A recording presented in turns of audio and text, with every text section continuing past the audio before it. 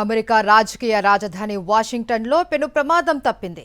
White house correspondents association dinner వేదికగా ఒక సంచలన ఘటన చోటు చేసుకుంది.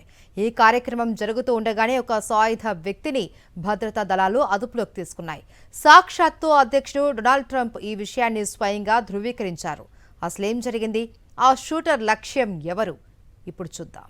వాషింగ్టన్ డీసీలో అత్యంత ప్రతిష్టాత్మకంగా భావించే వైట్ హౌస్ కరస్పాండెంట్స్ డిన్నర్ వేళ ఒక్కసారిగా ఉత్కంఠ రేకెత్తింది. ప్రపంచ దేశాల ప్రతినిధులు, జర్నలిస్టులు, సెలబ్రిటీలతో కిక్కిరిసిన ఈ వేదిక సమీపంలో ఓ షూటర్ను పోలీసులు అరెస్ట్ చేశారు. ఈ ఘటనపై అధ్యక్షుడు ట్రంప్ స్పందిస్తూ భద్రతా దళాల అప్రమత్తత వల్ల పెద్ద ముప్పు తప్పిందని కొనియాడారు. సదరు వ్యక్తి తుపాకీతో లోపలికి ప్రవేశించే ప్రయత్నం చేయగా సీక్రెట్ సర్వీస్ ఏజెంట్లు అతన్ని గమనించి వెంటనే అదుపులోకి తీసుకున్నారని సమాచారం.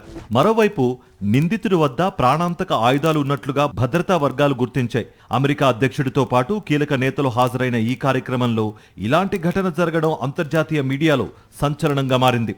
ప్రస్తుతానికి పరిస్థితి అదుపులోనే ఉన్నప్పటికీ వాషింగ్టన్ అంతటా భద్రతను మరింత కట్టుదిట్టం చేశారు. ఈ పరిణామం వెనుక ఏదైనా కుట్ర ఉందా అనే కోణంలో దర్యాప్తు సంస్థలు ఆరా తీస్తున్నాయి.